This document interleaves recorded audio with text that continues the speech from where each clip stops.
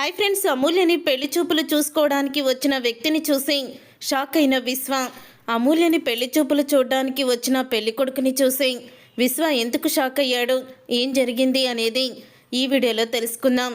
చివరి వరకు మిస్ కాకుండా చూడండి, చాలా ఇంట్రెస్ట్గా ఉంటుంది. విశ్వ అయితే భద్రావతితో అంటూ ఉంటాడు, రేపు అమూల్యకి పెళ్లి చూపులెత్తాం. ఇన్ని రోజులు మనం చేసిన ప్రయత్నాలన్నీ కూడా బూడిదలో పోసిన పన్నీర్ అయిపోయాయి. ప్రేమని చెప్పిందంతా అబద్ధమని తెలుసుకొని నన్ను అందరి ముందు కొట్టింది. ఇక ప్రేమ నా గురించి బయట పెట్టడంతో అమూల్య కూడా నన్ను అసహించుకుంటుంది. ఈ పెళ్లి చూపులు ఎలా ఆపాలో తెలియడం లేదు అని అంటూ ఉంటాడు విశ్వ. అప్పుడు ఇక భద్రావతి అయితే ఈ పెళ్లి చూపులు ఎలా ఆపాలో నాకు తెలుసు అని ఇక భాగ్యం ఇంటికైతే వెళ్తుంది. అప్పుడు ఇక భాగ్యంతో రేపు అమూల్యకి పెళ్లి చూపులు, మీ అమ్మాయి ఆ పెళ్లి చూపుల్ని చెడగొట్టాలి. ఏం చేస్తారో ఎలా చేస్తారో నాకు తెలీదు. ఆ పెళ్లి చూపుల్లో రామరాజుకి అవమానం జరగాలి అని అంటూ ఉంటుంది భద్రావతి. అప్పుడే ఇక భాగ్యం అయితే ఇలా చెప్తూ ఉంటుంది, ఆ కుటుంబంతో కలిసిమెలిసి ఉంటాము, రెండు కుటుంబాలు కలవడానికే ఈ పెళ్ళి అని చెప్పి ఇప్పుడేమో వాళ్ళ మీద పగ తీర్చుకున్నట్టు చేస్తున్నారు. ఏంటిదంతా, మమ్మల్ని మధ్యలో ఆట బొమ్మల్ని చేశారా అని అంటూ ఉంటే అప్పుడే ఇక భద్రావతి అయితే నవ్వుతూ ఉంటుంది. మరి భద్రావతి స్కెచ్ అంటే ఏమనుకుంటున్నావు? నీకు డబ్బు అవసరం ఉంది, ఆ డబ్బుతోనే నిన్ను కొన్నాను. ఇప్పుడు నువ్వు చచ్చినట్టు ఇలా చేయాల్సిందే, లేకపోతే మీ గురించి మొత్తం కూడా రామరాజు ముందు సాక్ష్యాలతో సహా బయట పెడతాను అని భద్రావతి అయితే ఇక భాగ్యాన్ని బెదిరిస్తూ ఉంటుంది. అప్పుడే ఇక భాగ్యం అయితే భద్రావతి మాటలకి షాక్ అయిపోతూ ఉంటుంది. తర్వాత అంటూ ఉంటాడు ఆనందరావు అయితే, ఒసే భాగ్యం, వీళ్లతో చేతులు కలిపి మనం చాలా పెద్ద తప్పు చేశాము. ఆ 10 లక్షలకి మనం కకృతిపడి ఒక ఆడపిల్ల జీవితాన్ని వీళ్ళ చేతుల్లో పెడుతున్నట్టే ఉంది. మన అమ్మాయి కోసం మరొక అమ్మాయి ఉసురు పోసుకుంటున్నామేమోనే అని అంటూ ఉంటాడు. నీకేం తెలియదులేయ్యా, ఊరుకో, సెంటిమెంటల్ డైలాగులు కొట్టకు. ఇప్పుడు ఈ పెళ్లి చూపులు ఎలా ఆపాలో అవే ట్రై చెయ్యాలి అని వెంటనే ఫోన్ చేస్తుంది వల్లికి భాగ్యం. ఏం చేస్తున్నావే అని అడుగుతూ ఉంటే, ఏం చేస్తున్నాను, ఏం చేయటం లేదు, ఎప్పుడు నా గుట్టు బయటపడుతుందా అని అలా బిక్కుబిక్కుమంటూ బ్రతుకుతున్నాను అని అంటూ ఉంటుంది వల్లి. అయితే మళ్ళీ మనకి మరొక సమస్య వచ్చి పడింది అని అంటూ ఉంటుంది భాగ్యం. మరొక సమస్య ఏంటది అని అంటూ ఉంటుంది వల్లి. ఏముంది, రేపు మీ అమూల్యకి పెళ్లి చూపులంట కదా, ఆ పెళ్లి చూపులు చెడగొట్టాలి, మీ అమ్మాయే చెడగొట్టాలి అని ఆ భద్రావతి వచ్చి నన్ను బ్లాక్మెయిల్ చేస్తుంది. లేకపోతే మీ విషయాలన్నీ రామరాజుకి సాక్ష్యాలతో సహా ముందు పెడతానని నన్ను బెదిరిస్తుంది అని అంటూ ఉంటుంది భద్రావతి. అప్పుడే ఇక వల్లి అయితే, నేను ముందు నుంచి చెప్తూనే ఉన్నాను ఆ భద్రావతి మాటలు నమ్మొద్దని, కానీ మీరే 10 లక్షల కోసం నా కాపురం ఏమవుతుందని, నేను డబ్బు కోసం మీరు ఇదంతా చేసుకుంటూ వచ్చాము. ఇప్పుడేమో ఇది నా మెడకి ఉరితాడై ఉంది. లోపల చూస్తే మావయ్య గారు కోపంతో రగిలిపోతున్నారు. ఇంట్లో వాళ్ళందరూ కూడా ఆ విశ్వతో అమూల్య ప్రేమంటేనే మండిపడిపోతున్నారు. ఇప్పుడు ఇదంతా చేసింది నేనేనని బయటికి అందరూ కూడా నన్ను మెడపట్టుకొని బయటికి గెంటేస్తారు. నా కాపురం కూలిపోతుంది అని అంటూ ఉంటుంది వల్లి. అయితే అమ్మడు ఏదోటి చెయ్యమ్మడు, లేకపోతే అసలుకే మోసమవుతుంది. ముందు చూస్తే గొయ్యి, వెనక చూస్తే నొయ్యిలాగుంది మన పరిస్థితి అని అంటూ ఉంటే ఆ మాట విని అప్పుడే ఇక అంటూ ఉంటుంది వల్లి. అయితే చెయ్యక చేస్తానా, నా వంతు నేనేదోటి చేస్తాను అని అంటూ ఉంటుంది వల్లి. అప్పుడే ఇక వెంటనే వెనక్కి తిరిగి చూసేసరికి నర్మద అయితే ఉంటుంది. ఇక నర్మద అయితే అంటూ ఉంటుంది, ఏంటి నా వంతు నేను చేస్తాను అంటున్నావు, ఏం చేస్తావేంటి అని అడుగుతూ ఉంటే, అంటే ఈ ఒక్క మాట విందనమాట. అమ్మయ్య, ఈసారి నుంచి వెనక ముందు కూడా చూసి మాట్లాడుతూ ఉండాలి ఫోను అని అనుకుంటూ, మా అమ్మతో ఏదో చేస్తానని చెప్తున్నానులే, ఆ మా అమ్మతో నేను మాట్లాడకూడదా, ప్రతిదీ మాట్లాడింది నీకు చెప్పాలా అని అంటూ ఉంటే, చెప్పక్కర్లేదు, రేపు అమూల్య పెళ్లి చూపులు తెలుసు కదా, ఒళ్ళు దగ్గర పెట్టుకొని ఉండు, లేకపోతే మావయ్య గారి చేతిలో నువ్వు అయిపోతావు అని అంటూ ఉంటే అప్పుడే ఇక ఆ మాట విని ఇక వల్లి అయితే షాక్ అయిపోతూ ఉంటుంది. తర్వాత ఇక వల్లికి ఫోన్ చేసి విశ్వ అయితే ఒకసారి గుడికని చెప్పి అమూల్యని బయటికి తీసుకురా అని అంటూ ఉంటాడు. అమూల్యని ఇప్పుడు బయటకు అసలు పంపించడం లేదు, నేను తీసుకురాను అని వల్లి అంటూ ఉంటే, తీసుకురావా, ఎందుకు తీసుకురావు, నోరు మూసుకొని తీసుకురా అని బెదిరిస్తూ ఉంటాడు వల్లిని.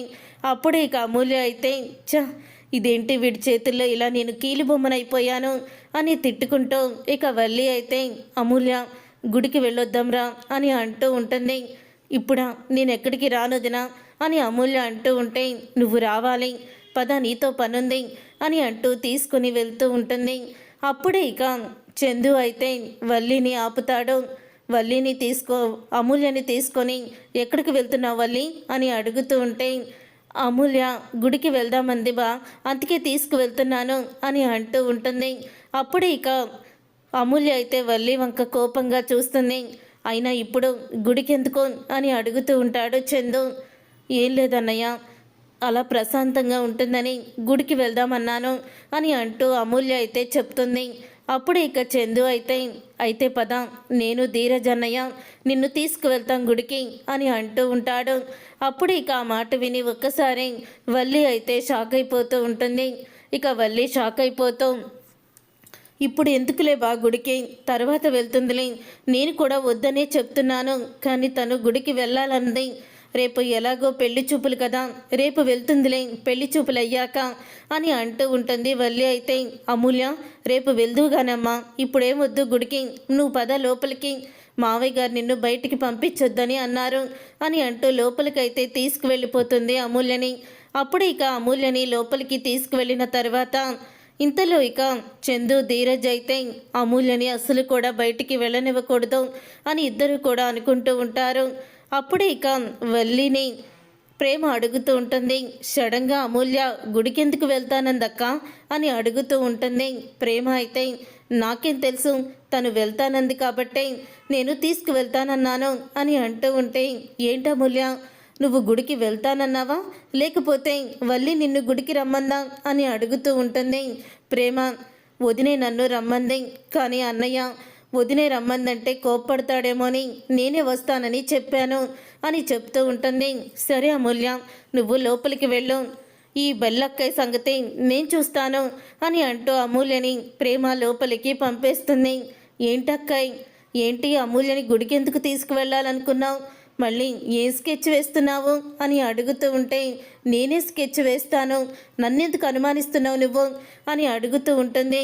అయితే చందు బావకి వెళ్ళి చెప్పనా, అమూల్య కాదు గుడికి రమ్మంది, బల్లక్కాయ తీసుకెళ్తానంది బావా అని చందు బావకి చెప్పైనా అని అంటూ ఉంటుంది ప్రేమ.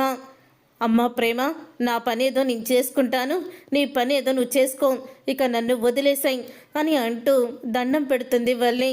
చూడు అమూల్యకి మా అన్నయ్యకి మధ్యలో నువ్వు వారధిలా ఉన్నావని తెలిసిందనుకో, ఇదివరకులాగా నువ్వు చేసిన తప్పుల్ని కప్పిపుచ్చం, నర్మదక్కని నిన్ను ఎలాగా బయటికి గెంటుతుందో, మావయ్య గారి చేత ఎలా గెంటిస్తుందో నీ ఊహకు కూడా అందదో, గుర్తుపెట్టుకో అని వార్నింగ్ ఇస్తుంది ప్రేమ.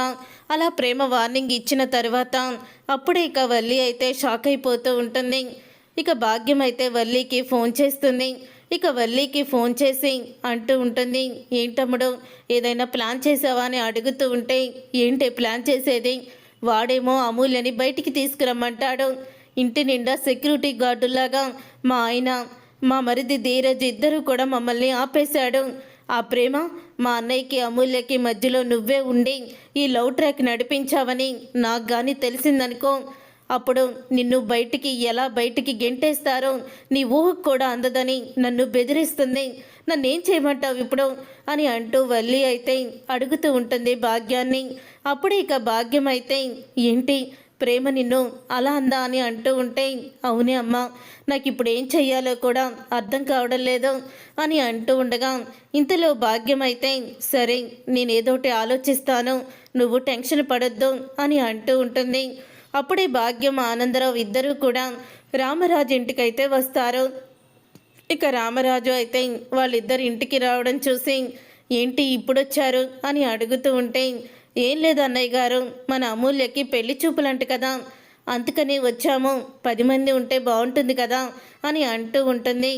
భాగ్యం అయితే అప్పుడు ఇక ఆ మాట విని మిమ్మల్ని రమ్మని మా అమ్మాయికి పెళ్లి చూపులని మేమేమీ చెప్పలేదే మీకు అని అడుగుతూ ఉంటుంది వేదవతి. వల్లి చెప్పింది అందుకే వచ్చాము అని అంటూ ఉంటే అది అత్తయ్య గారు అని చెప్తూ ఉంటే చూడమ్మా వల్లి, కొన్ని కొన్ని నిర్ణయాలు నువ్వు తీసుకునే ముందు నాకు చెప్తూ ఉండు, అర్థమవుతుందా? అది మీ అమ్మ వాళ్ళ విషయంలోనైనా సరే. రే చందు, కొన్ని కొన్ని విషయాలు నాకు కూడా చెప్పి నిర్ణయం తీసుకోమని నీ భార్యకి చెప్పు అని వేదవతి అయితే అంటూ ఉంటుంది. అప్పుడు ఇక చందు దగ్గరికి వచ్చి వల్లి అయితే, మా అమ్మ నాన్నని ఇంటికి పిలవడం తప్పాబా అని అంటూ ఉంటే, మీ అమ్మ నాన్నని ఇంటికి పిలవడం తప్పని మా అమ్మ నాన్న కూడా అనడం లేదు. ఇంట్లో సిచ్యువేషన్ అనేది బాగోలేదు కదా, అందుకని ఏదైనా ఆచిచూచి ముందుకు వెయ్యాలి అడుగు అని అంటుంది. ఇంట్లో పెళ్లి చూపులు జరుగుతున్నాయి, మీ అమ్మా నాన్నను కూడా పిలువమ్మా అని మా వాళ్ళు చెప్తే అప్పుడు నువ్వు మీ అమ్మా నాన్నని పిలవాలి. నీ అంతట నువ్వే నిర్ణయం తీసుకొని మీ అమ్మ వాళ్ళని పిలిస్తే ఎలా కుదురుతుంది? చూడండి అత్తయ్య గారు, మా ఇంట్లో కొంచెం పరిస్థితులు ఏమీ బాగోలేదు, కాబట్టి దయచేసి మీరు ఇంకోసారి రండి, ఏమీ అనుకోకుండా వెళ్ళిపోండి అని చందు అయితే డైరెక్ట్గా భాగ్యం వాళ్ళని వెళ్ళిపోమంటాడు. దాంతో ఇక భాగ్యం అయితే షాక్ అయిపోతూ ఉంటుంది. వీళ్ళు ఈ పెళ్లి చూపులకి ఇలా అంటున్నారు, ఒకవేళ ఇదంతా చేసింది మనమే అని తెలిస్తే మన బ్రతుకులు ఏమైపోతాయో అని భాగ్యం అయితే చాలా భయపడిపోతూ అక్కడి నుంచి అయితే వెళ్ళిపోతుంది. ఇంతలో వల్లికి మళ్ళీ విశ్వ అయితే ఫోన్ చేస్తాడు. ఏంటి, అమూల్యని తీసుకొని గుడికి ఎందుకు రాలేదు అని అంటూ ఉంటే అమూల్యని పంపించడం లేదు, అమూల్య కూడా పెళ్లి చూపులకి రెడీ అవుతుంది, తను నీకు ఇక ద్వేషిస్తుంది తప్ప ప్రేమించడం లేదు, ఇంకటితో ఈ విషయం వదిలే అని ఫోన్ పెట్టేస్తుంది వల్లి.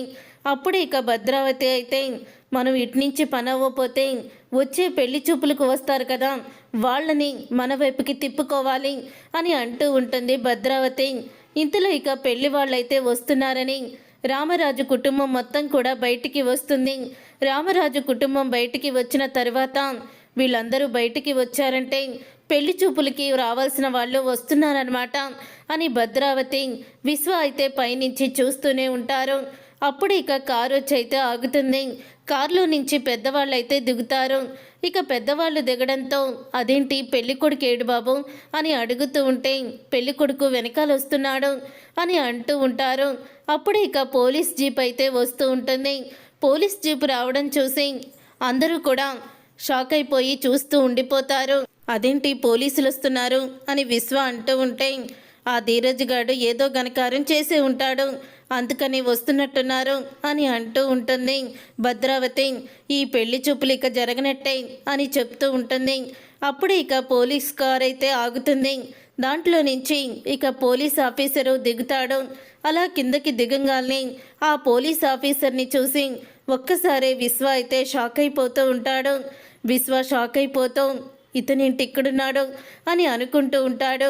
అప్పుడు ఇక రామరాజు అయితే, ఏంటి బాబు పెళ్లి చూపులకు కూడా యూనిఫామ్లోనే వచ్చావు అని అంటూ ఉంటే, ఒక కేసు చూసుకొని వస్తున్నాను అంకుల్, అందుకే లేట్ అయ్యింది అని అంటూ ఉంటాడు. ఇతనే పెళ్లి కొడుకు అని రామరాజు తన కుటుంబానికి పరిచయం చేస్తాడు. అది విని ఒక్కసారి విశ్వ అయితే షాక్ అయిపోతూ ఉంటాడు. అప్పుడే ఇక భద్రావతి అయితే, అంటే ఒక పోలీస్ ఆఫీసర్ని తన అల్లుడి కింద చేసుకుంటున్నాడా రామరాజు, ఇతనితో మీరిద్దరూ ప్రేమించుకున్నట్టు చెప్పాలి అని అంటూ ఉంటుంది భద్రావతి. లేదత్తా వాడు వినడు అని అంటూ ఉంటే, అతను నీకు ముందే తెలుసా అని భద్రావతి అంటూ ఉంటుంది. తెలుసత్తా, నేను వాళ్ళ చెల్లెల్ని ప్రేమించి తర్వాత ఆ అమ్మాయిని నేను వదిలేశాను అని అంటూ నిజాన్ని బయట పెడతాడు. అప్పుడే భద్రావతి అయితే విశ్వాని చంప పగలగొడుతుంది. మరి ఈ విషయం నాకెందుకు చెప్పలేదు, చదువుకునే వయసులో అత్త అని అంటూ ఉంటాడు. అప్పుడే ఇక షాక్ అయిపోతూ ఉంటుంది భద్రావతి. చూసారుగా ఫ్రెండ్స్, రాబోయే కథలో ఇలాగే జరగబోతుంది. మరి అమూల్య పెళ్లి చూపులకి వచ్చిన పోలీస్ ఆఫీసర్ విశ్వాకి ఎలాంటి ఇబ్బంది పెట్టబోతున్నాడో, విశ్వాకి చుక్కలు చూపిస్తాడా, అసలు ఏం జరగబోతుంది అనేది రాబోయే కథలో తెలుసుకుందాం. ఈ వీడియో మీకు నచ్చితే తప్పకుండా లైక్ చేసి ఛానల్ని సబ్స్క్రైబ్ చేసుకొని పక్కనే ఉన్న గంట సింబల్పై ఆలని క్లిక్ చేయండి. అప్పుడే మేము పెట్టే ప్రతి వీడియో మీరు మిస్ కాకుండా చూసేవచ్చు.